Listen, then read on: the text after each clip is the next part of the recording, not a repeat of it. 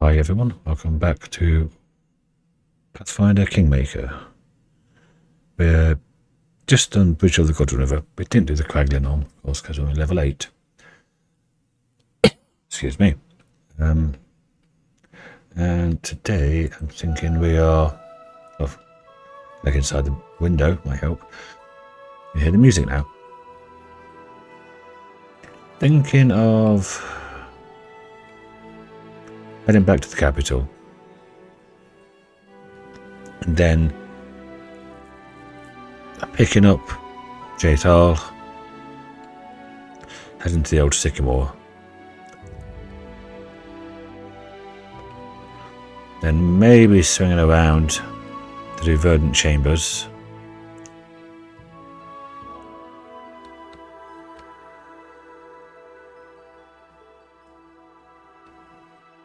We've got to go back to the Swamp Witch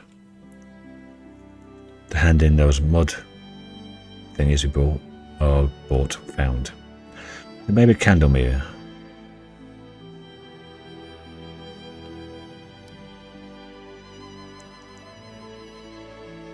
Or Silver Step.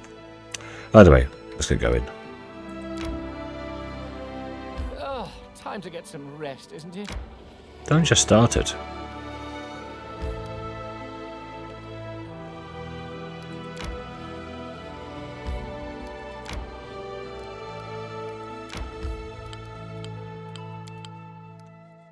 Quick claim of that. That goes round to there. We can fill it in another time. Now get back here.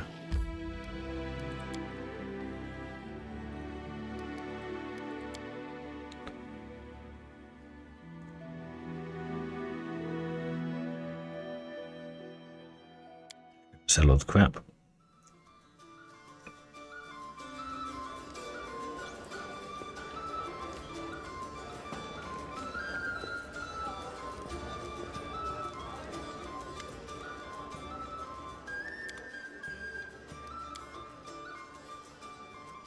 Wow, okay. Don't think I need any of those for anything.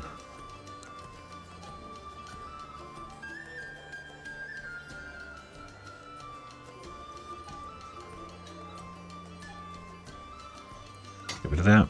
Get rid of that. Get rid of that. Don't think I'm going to be using any of these. Or that.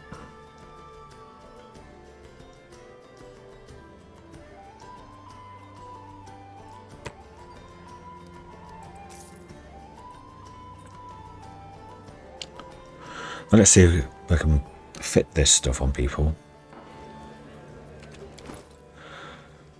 So, you're kind of okay.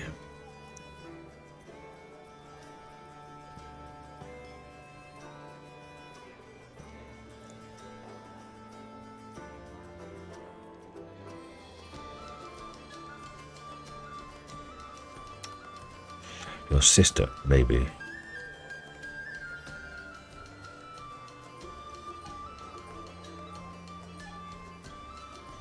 Dexterity is 4 for you at the moment. That's fine.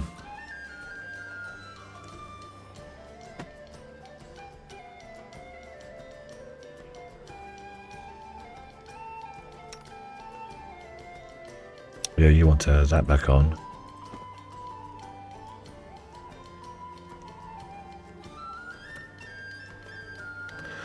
Extend. Twice as long as normal. What'll be good for that? Haste.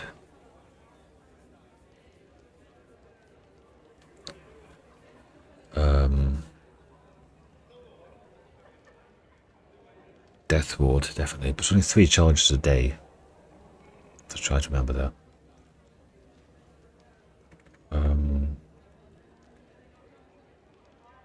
I could sell them after I've handed them in.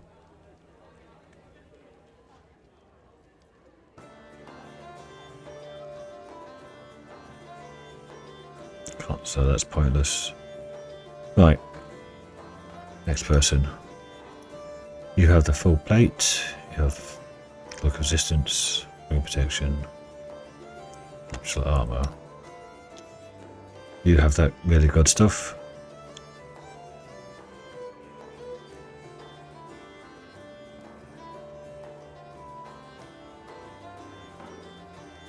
What does the ring of luck do? Okay. So you don't really need that.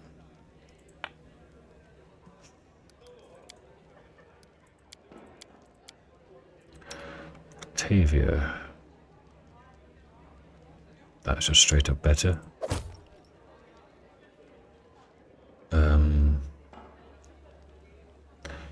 Better braces of archery. You would only use a short bow. That gets 3 armor classes. That gets 3 armor classes. So there's no difference there.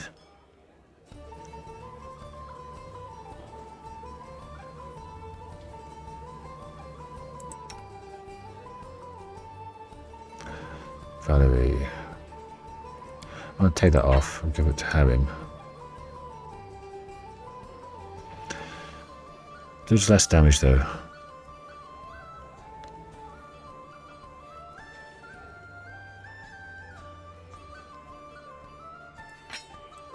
But freedom movement continuous. And you've got nothing now. Right. You've got that.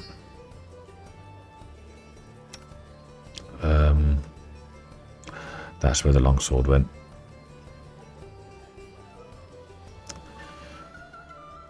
You don't need anything else, do you? Braces, gloves.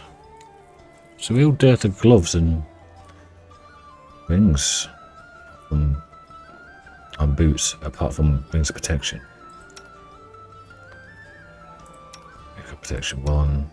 You've got that, protection 1. Braces of archery. Charisma, chain shirt. Dexterity is only +3, so that's not an issue.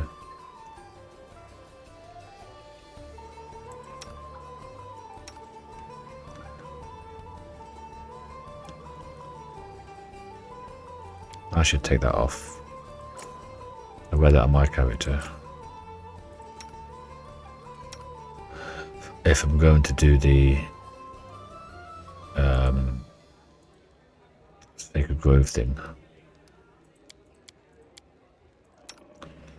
You have chain shirt +1, your dex is +4, so that's okay.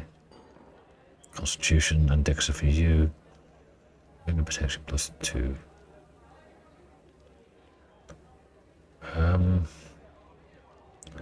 Look resistance.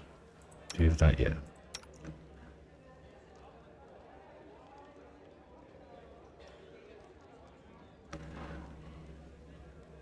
Not much else to be going on with here. Joythar, what do you have? Breastplate +2. 8, 3 max dex. Both inside the thingy, that's 5. Can't use heavy. Got you. Grey bullet there. I'm sure I had a different size.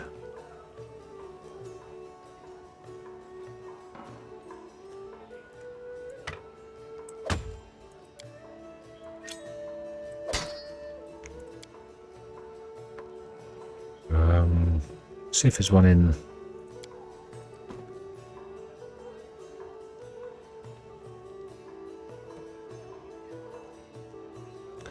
Yeah, see if there's one in the my storage.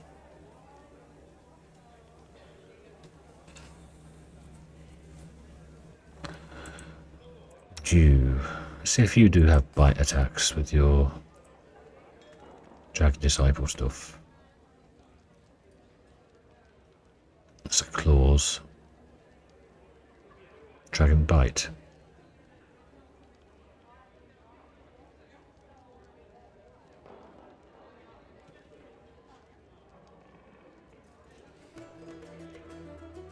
So I could give him that cloak.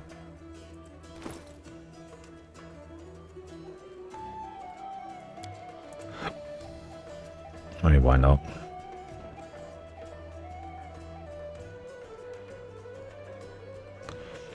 Protection +1.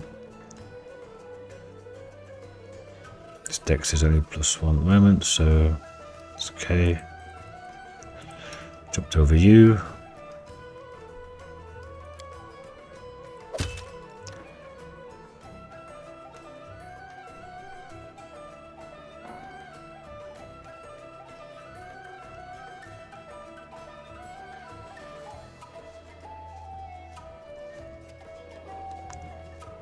That's whoever's healing at the time, I guess.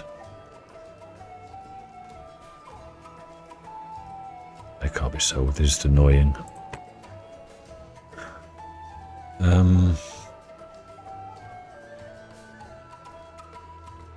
Okay. That'll do it for now. Does anybody want to talk about anything to do with Linda Hodag?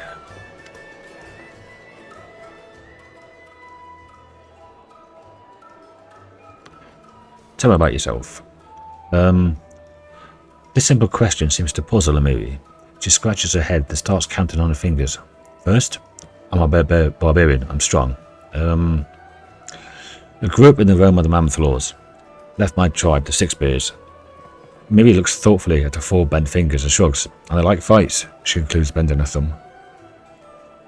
What's it like to be a barbarian in the Six Bears tribes? Ha! Our people are big and strong. We can cut a monster in half with one swing. We can walk 3 days and nights with no rest. We can eat a whole fried aurochs. I guess you had a lot of training to become as strong as you are. Training? Ha! No one freaking trained me. Once the Six Bears got the training, all I could do was watch. Her eyes gleamed with anger. You know what? They were still crap even after all that training, because I kicked their butts hard. Animals, banders, monsters. All thought they were stronger than me. Idiots. Maybe spits on the ground. Because if you start a fight, you think you can win. You think you're stronger than your enemy. Miri raises her chin proudly. I defeated them all. See all the scars on my face? What does the realm of the Mammoth Lords look like? Huge and freezing, no place for weaklings. Miri narrows her eyes as if evaluating your ability to survive her homeland. Tribes hunt aurochs herds to survive. The aurochs are fast, so tribe follows herd for days, if not to die of hunger. If you're weak, you stay behind and die in the snow. The tribe cannot stop. Also there are giants and mammoths. Sometimes demons come too. And the mastodons, and the saber-toothed tigers. She grins. You'll survive, I think, for a few days. Why did you leave your tribe? She flushes. Because they were assholes, all of them. Men were cows and scoundrels, and women were scared like sheep.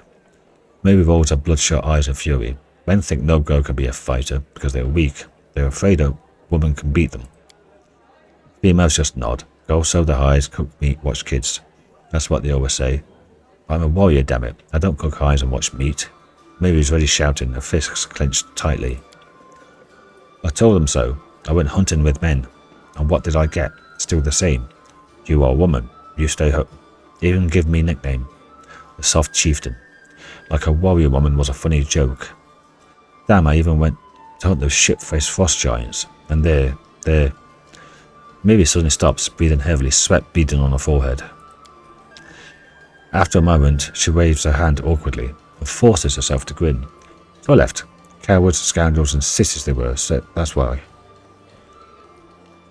You're quite a good fighter. She jerks her head up. Quite good, Better who? If I was a crappy male, I'd fight better. Is that what you say? She glares at you, her eyes narrow. You say it could be better, like, go get some training, and maybe right?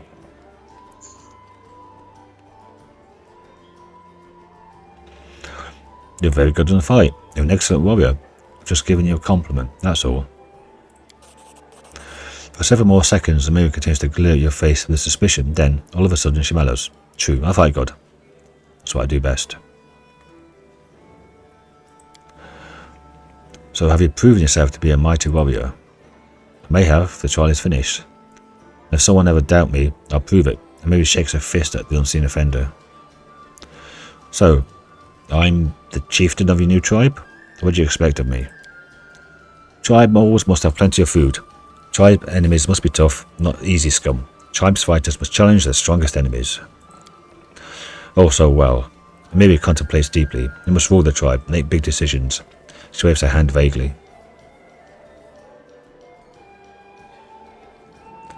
So why did you leave your tribe? What's the story about the frost giants? I've already told you, they're assholes. They treat women like sheep, not fighters. Amelia frowns. That's for giants. I'll tell you later. Someday, maybe. That's a formidable sword. It's not just a simple weapon, is it? You bet it's not. Check out how big it is. She proudly raises the blade, and you notice that even though Amelia is extremely strong, she still has difficulty wielding such a large sword. This sword belonged to a real blasted frost giant. I killed the beast and took this look for myself. This made perfect, my damn trophy. Amelia's eyes flash with menace, as if she's challenging some invisible enemy to try taking her away a trophy. Okay, let's speak later. Talking. When we will do some monster killing instead, she sighs and turns away. Just want to make sure I've done dialogue with her, so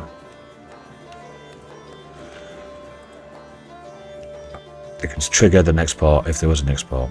Oh, there's a little church and graveyard there. Some hamlet stuff there. Do I need to go here?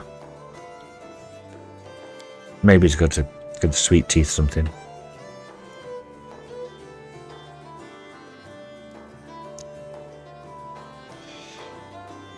And see where Jthol is standing as well.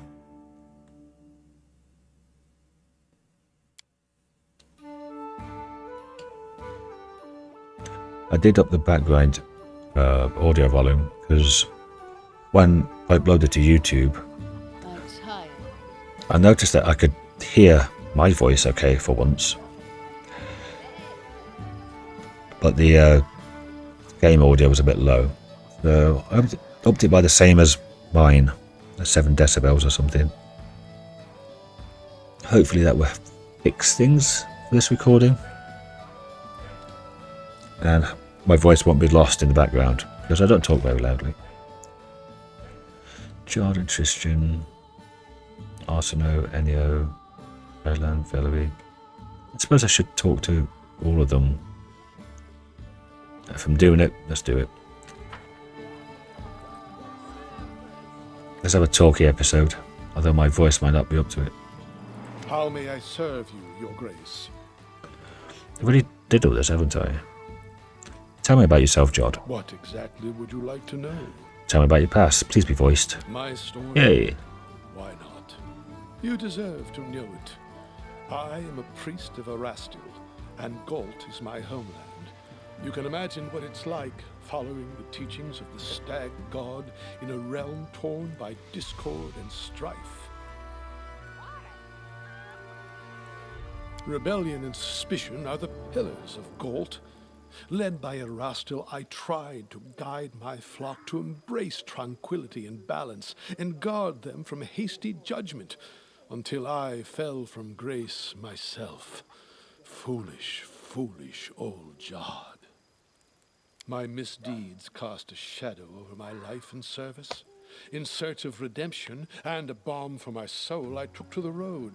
I had come nearly to despair when Erastil sent me a vision of the Temple of the Elk. I knew that very moment that the stag god had shown me the way to redemption. What did you do to anger Erastil? Well, if you truly wish to know, I'll have to start from a long time back. Werewolves preyed upon the lands around my village. They murdered people for fun or sport and left the corpses to rot on the roads. One night, they broke into a young woman's house and dragged her into the streets. One evening, a traveler came to our tavern, tattered and dirty from days on the road like so many others roaming Galt. He sat quietly in the corner of the tavern, drinking cheap ale, and in an instant, I knew he was a werewolf. I felt it in my soul. It was like Erastil himself had whispered it into my ear. Jhod smiles, but his eyes are dead as stones. So what you're saying then is you're institutionally racist. Led by Providence, I left to gather my flock, and we surrounded the tavern. The retribution was swift. However, I was tragically mistaken. The young man was no werewolf. He was a bandit sent to spy on the village by one of the local gangs. We only found out after, when we went through his things. Jhod clearly has no wish to go into detail. Well, he could have been a werewolf and a bandit.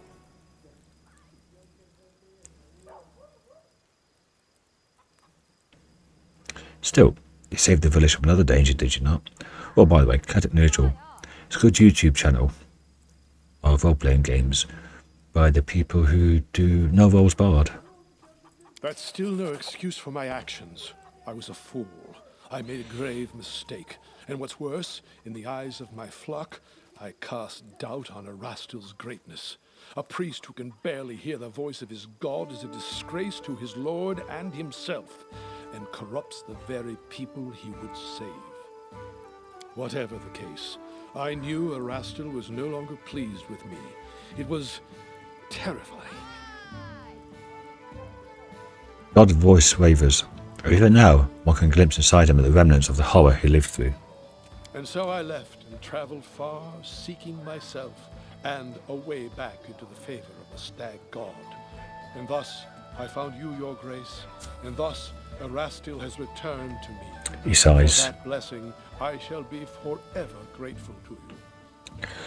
What can you tell me about your homeland, Gelt? For some, it is a land of freedom, where power belongs to the people, not to lords or kings. For others, it's a land of never-ending revolution, a realm surrendered to anarchy. It depends on who you ask. Wasn't Lindsay from Gelt? Maybe somebody else as well. Can't remember. For me, I found Galt a violent place. Crowds eager to lynch a stranger for that accent or appearance, where a single word uttered at the wrong time or place can spark the people to riot and cities to burn. Shakes his head. For me, it is a place inhabited by the frightened and the desperate, always suspicious, watchful of trickery. All too often they are deaf to the voice of reason. They cannot grasp that chaos and lawlessness lead only to yet more chaos and lawlessness. All my life I've tried to break through to these poor people, but alas, I don't seem to have made much progress. Jhod is visibly upset and grows silent for a while. Well, what's called chaos and lawlessness is what happens when you power from the bottom up, not top down. People have control of their own lives, I guess. Instead of having governments and barons and kings and lords telling people what to do and living off the fat of the land. That's enough for now. As you wish. Tell me about Erastil. Of course. It would be my pleasure. Erastil is one of the eldest gods of Golarion. His faith emerged when the first people appeared upon the land. Erastil helped our ancestors cultivate the land and hunt. Even now, his blessing lies with those who uphold the old traditions and keep to simpler ways, far from civilization and the noise of the city. Wait a moment. Cities have their strengths as well, don't they? Civilization fosters science, trade and invention. And in that it often improves life for all of us. Tell that to the peasant robbed of all he owns, spending his night in the gutter, hoping to live to see the sunrise. You won't see such things in a village. Jhod mournfully shakes his head. Yes, you will.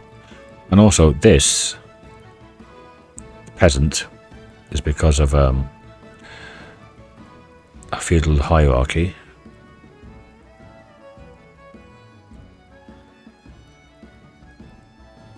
Not so much about the city itself.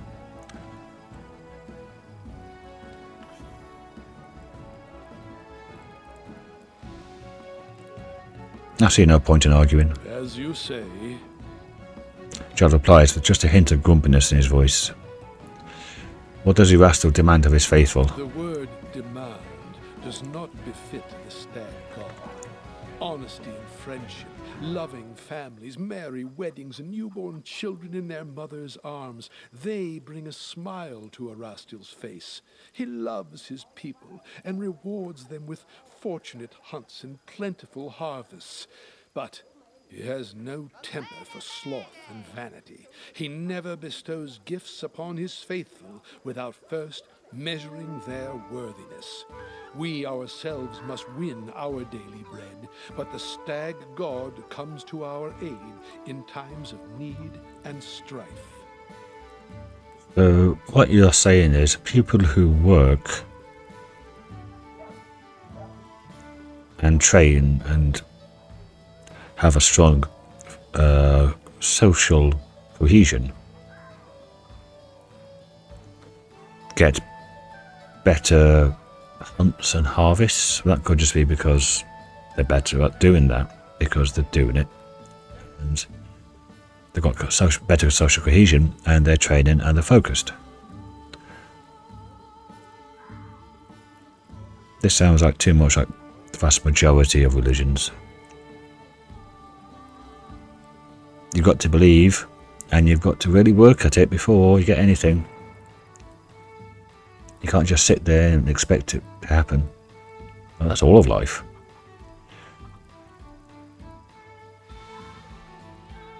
To each their own. I wanted to ask you about something else. I am happy to help. What role might you play in my government? Your Grace, if there's one thing I know, it is matters of faith, whether it is my own god or some other deity. If you appoint me as High Priest, I'd be able to do much good. On the other hand, politics or questions of trade, I know little of such things. Thank you for your story. We shall speak more later. Farewell. Right. Get some liquid down my throat. I expect Tristian's going to be quite hard. Ugh. He smiles as you approach. Greetings, how may this humble chosen of the great Serenray help you? Tell me about yourself. About myself, I wouldn't know where to begin. He pauses for a moment in thought. You know my name, my fate, and I follow Serenray. I've travelled from the Padisha Empire of Kalesh to here. What else do you want to know? Forgive me, but from your manner and appearance, you don't strike me as a Kaleshite. He smiles softly. You have nothing to apologise for. Truly, I have received my name and appearance from my parents, who had come to Kalesh from afar. I never knew them, for the fate had separated us when I was young. So I grew up in Kalesh, raised by the followers of Serenray. My home is where my heart is, within the temples of the great goddess, among the wise and generous men that took upon themselves the care of a child that was so unlike them. I learned mercy and patience at an early age. It is these virtues that have made me the man I am today. Do you enjoy travelling? He nods, his eyes light up. Oh yes, no library, no archive, however large, would ever have allowed me to learn as much of the world as I've had in my journeys. It's only outside the temple walls I realised that every living being in this world is a world unto themselves. A world where many contradictions and passions coexist. Each realm leaves its mark on the lives that live there. Only by visiting it, by breathing the same air, walking on the same soil, can you understand its people. I would say communicating with them as well, talking to them, because language is a big indicator of culture. What drives them, what frightens them, their dreams, and how they honour their gods. Doesn't being outside the temple make you uncomfortable? Tristian shakes his head. There are many ways to honour one's gods. It's true, shrines play a role in the lives of many of the faithful, but even more find other ways to serve Serenray. Serenray. Healing light values good deeds above all else. You cannot stand by and watch evil claim others. Tristian thinks for a moment and raises an eyebrow. Perhaps that's another reason why I chose to go my own pilgrimage, even behind the temples of Kalesh. He touches his chest. My faith is in my heart and in my hands. Millions honour Serenray in their temples. My soul is filled with joy when I think of their devotion to the goddess. Nevertheless, my path is a different one. Do you know where you go next? No, my thoughts were far from it, for our mission here is not yet done. He stares at you in surprise. Why do you ask? Do you wish me to leave your lands?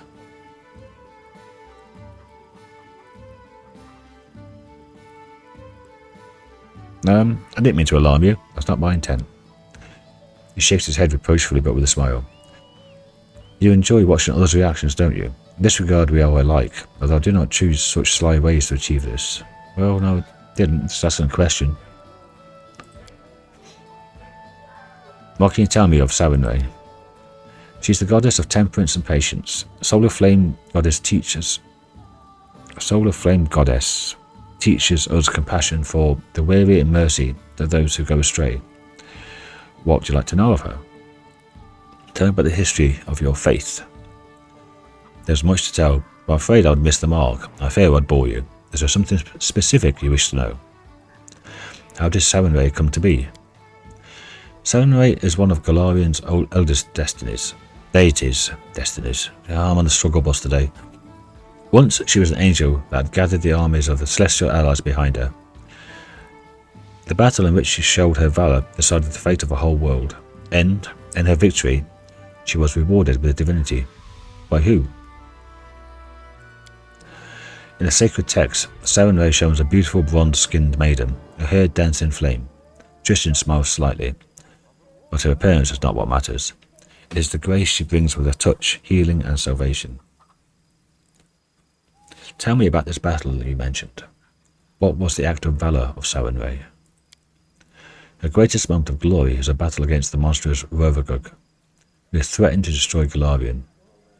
Sarenrae delivered a strike that staggered the horrendous creature, allowed her allies to shackle it. So she's a kill-stealer. Right. Once the rough beast was captured, and the goddess split the earth, and the gods threw the behemoth into the depths. Once it was done, the goddess sealed the pit and commanded her faithful to stay away from the scar that was left in the land. I'm sure we've seen this pop up before. Yeah.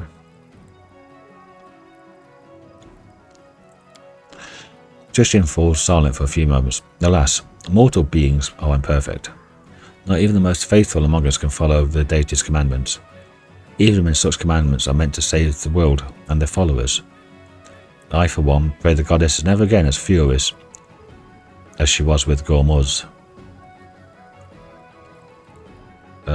Misinterpreting the goddess's warnings to avoid this location, instead believing Gormuz to be a holy city of Sarenrae. People from all over Casmaron flocked there for millennia, but are slowly corrupted by the imprisoned god Rovagug's dreams. Sarenrae continued to send importance and visions to her faithful in Gormuz during this period, but they were ignored or misinterpreted. She finally sent her herald Kohal to the people of Gormaz at -3923 AR. But so about 8,000 years ago or so.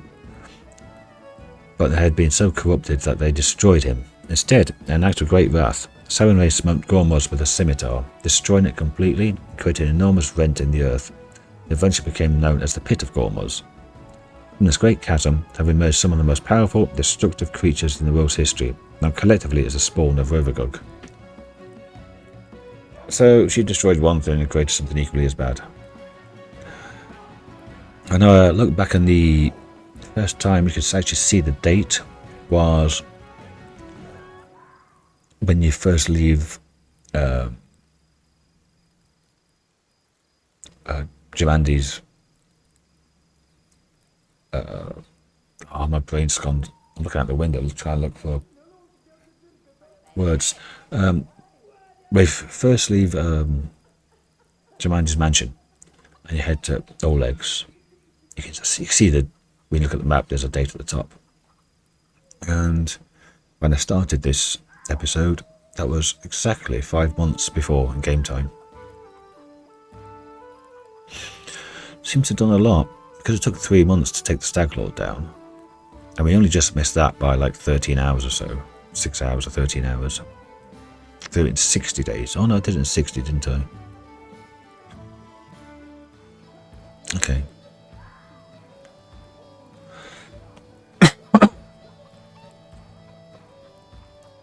You mentioned Gormuz. What happened to it? I've just read it. An error of faith, perhaps a lesson, but it speaks to the danger when one listens to mortal words. and one stops listening to their faith. Sarenrae forbade her followers from coming near the place of Rovagug's imprisonment, but some of her priesthood misread her will, began to preach of a sacred place where the mightiest of temples dedicated to the goddess were to be constructed. The people who listened to these sermons went forth to the lands touched by Sarenrae's scimitar. On the scar that sealed the well, they found Gormuz. They founded Gormuz, a holy city that was to become the greatest monument to Sarenrae. Unsurprisingly, after the city was built, the faithful from all over Golarion travelled there to worship. Sarenrae sent omens and visions, urging her followers to leave this dangerous place, filled with the dark world of the shackled Rovagug. But in their pride, the people misinterpreted or ignored her signs altogether. But they had already come under Rovagug's influence. Finally, the goddess sent a herald to the city, but the fanatics killed him. Realizing the people had turned from her, the enraged goddess smote Gormuz, razing it from the face of Golarion with a single strike of a scimitar. He shakes his head. Today it's called the Pit of Gormuz, a well of pain and suffering. Now she got enraged from that. Why don't you just shrug and say, yeah, well, make their own choice? Tell me about the Pit of Gormuz. I mean, it's all about forgiveness. Tell me about the Pit of Gormuz. He shakes his head. It's a great crevasse in eastern Casmeron. The lands surrounding it are dead, soaked in poison. The Pit of Gormuz seems bottomless, till someone dares to gaze into its depths. All have dared to tell of a strange, distant glow, a glow that followed them in their dreams since. I'm gonna cough. Bloody hay fever. Throughout all of history, the Pit of Gormuz has spawned creatures, hideous beasts of overwhelming power and driven by only a single desire: to destroy everything they see. Some were defeated, such as the nightmarish Ulunat, whose carapace to this day towers above the capital of Osevion. Others proved too strong to be defeated by mortal hands. Tristian frowns. The most terrible of them all was the Tarask, the Armageddon engine, who to this day lies dormant beneath Avistan. Have wars ever been waged in Sarenrae's name? He sighs. Alas, yes. Terrible battles were once fought between the followers of Nethys, Orgoba and Sarenrae, and the lands now known as Rahadum. To my shame, I must admit this conflict was started by my brothers and sisters. They came to a foreign land to make way for the goddess's light with sword and fire. That is also a very similar story to what the twin sisters have in their history. That calamity became known as the Oath Wars, a catastrophe that led to the inheritors of Rahadum to deny all gods, banning all faiths from their lands. Alas, the mortal vessel is imperfect, and even a pure faith may be distorted by blind ambition. Tristian goes silent for a moment, and great suffering may occur in its name. That's also similar to what Valerie is going through at the moment with that Order of the Paladins. Enough, I want to ask about something else. Oh no, more reading. What are the teachings of Sarenrae? Solar Flame Goddess is the light of salvation, even to those who have been forsaken by other gods. She teaches mercy and forgiveness, for as long as they may be used to a soul's salvation. Make it sound like the followers of Sarenrae who try to find good even in bandit with a knife to your throat. Do not mistake compassion for weakness. On one hand, Sarenrae is shrouded in healing light, the other holds a scimitar. Following their goddess, priests learn to wield this weapon starting in childhood, and they do not hesitate to use it if dispute cannot be settled peacefully. Sarenrae preaches mercy, yet her compassion is not infinite. They give a second chance to all who ask. If they reject it, if they persist in their sins, they will face the goddess's retribution. Don't you mean yours and your priesthoods? Are there any undeserving of mercy? He blindly gazes past you into distance for several moments. He speaks again. His voice is quiet, reflective, as if echoing his thoughts. Undeserving of mercy. Would even Samurai herself find the compassion to? Tristian shudders, as if awakening from a trance. Forgive me, your words.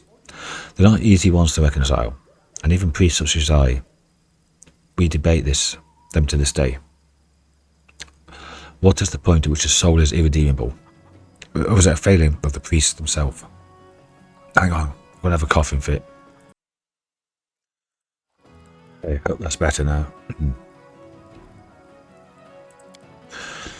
These are difficult questions to ask. Questions wise men have debated for centuries.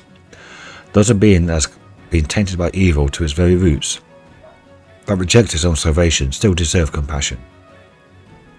Can those compelled to do evil by others still seek forgiveness? There is no easy answer on these issues among Samuel's followers.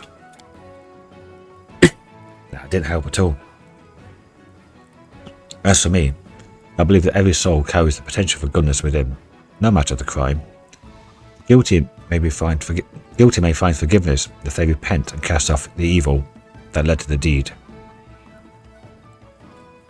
I believe this with all my heart.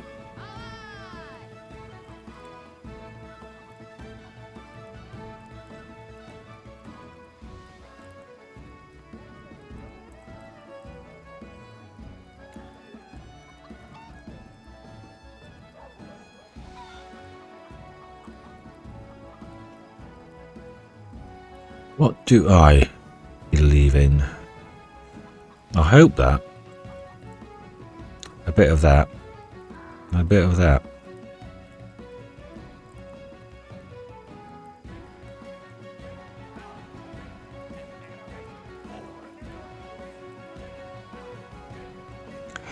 Although I don't think it takes spiritual strength. It takes a lot of patience. And self-control not to twat somebody.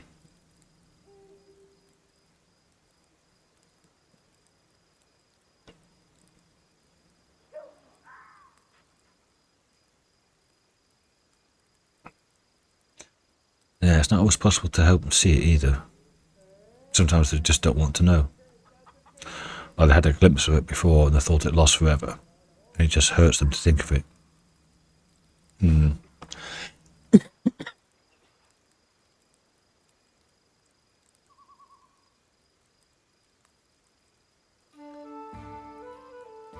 I like this idea, even though following it through demands a lot of spiritual strength. It does. Yeah, I think you're equal to the task. No, I'm certain of it.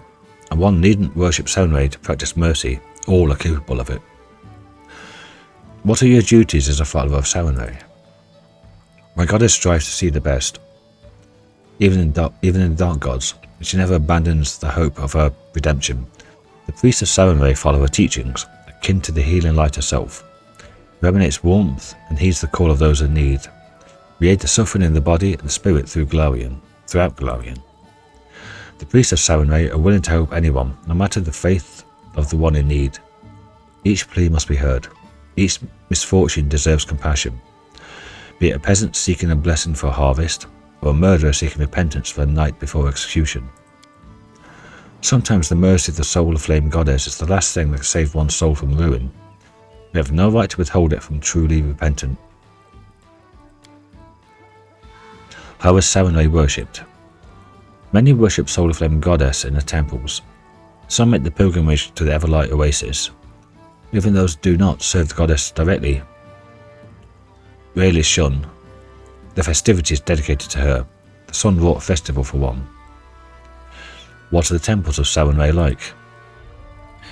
Samurai's temples are often open to the sky, to the goddess's life-bringing sunlight. A light fills the temple and shrouds the parish in warmth, and grants its blessing to all in need. In Kalesh, crowds gather during the services so that all may feel the blessing of the goddess.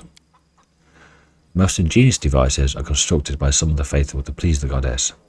See a temple of Samurai which housed a complicated array of mirrors, all to direct light the sun to the altar. That must be like a huge laser beam that burns anywhere stands in it then. Tell me of the Overlight Oasis.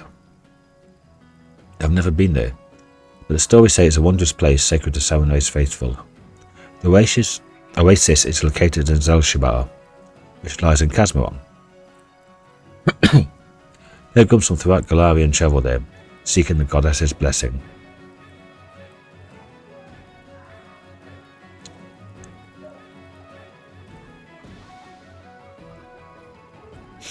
Okay. I thought it said it might be in the edge of Gosmon, whatever it's called.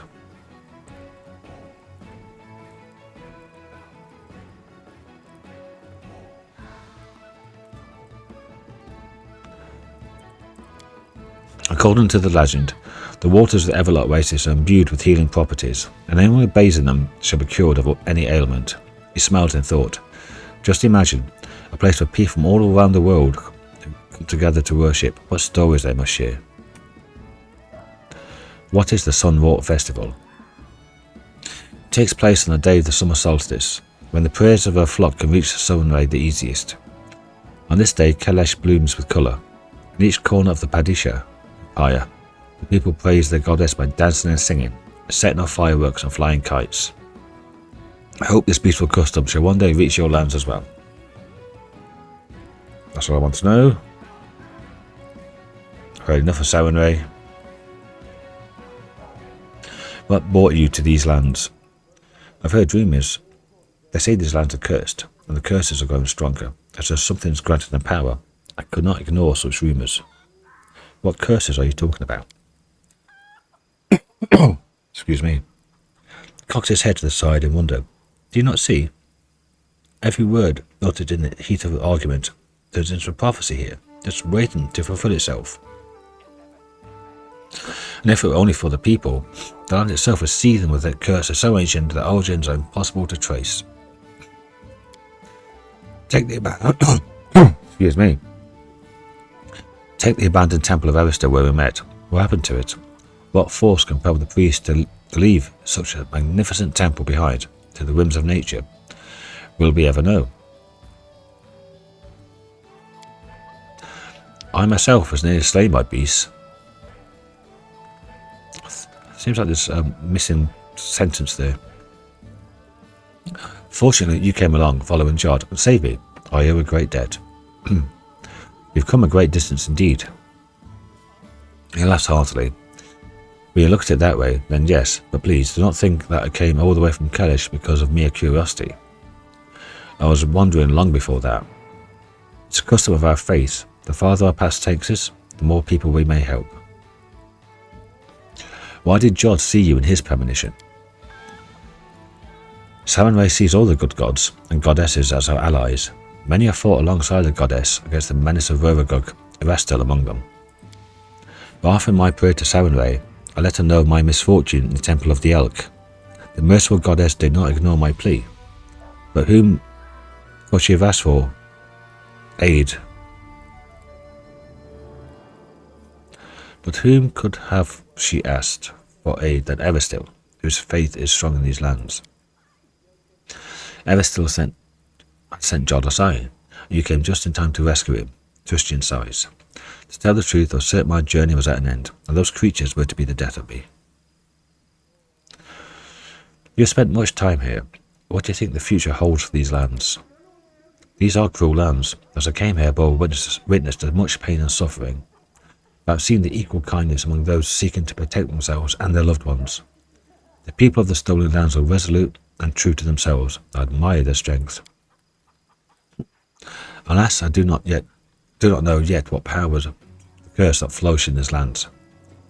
But I swear I will not leave until we have an answer and the means to cleanse them. You must forgive me for not swearing on Sarenrae's name. As of late, I have troubled the goddess too much as it is. It would be better to serve her through action, not prayer. I'm really on the struggle bus today with talking. I think I might just finish Tristian's conversations. It's going to be 50 odd minutes anyway by then. And that way, so I haven't really done much at all. I got back to the capital and talked to people. Great.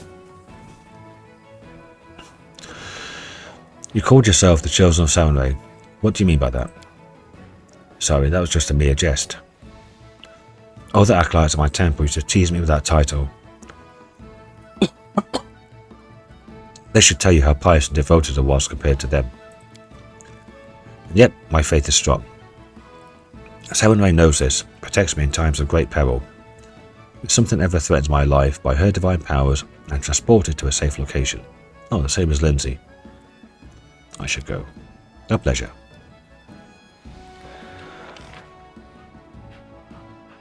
And with that, I think I'll end the episode. Because there'll be plenty to talk to Valerie about as well. And that'll be the next episode, I guess. By then, I should have gone to the shops, got some more antihistamines. So hopefully, I'll be able to talk without coughing all the time. So thanks for watching. I shall see you all at the next episode. Till then, bye for now.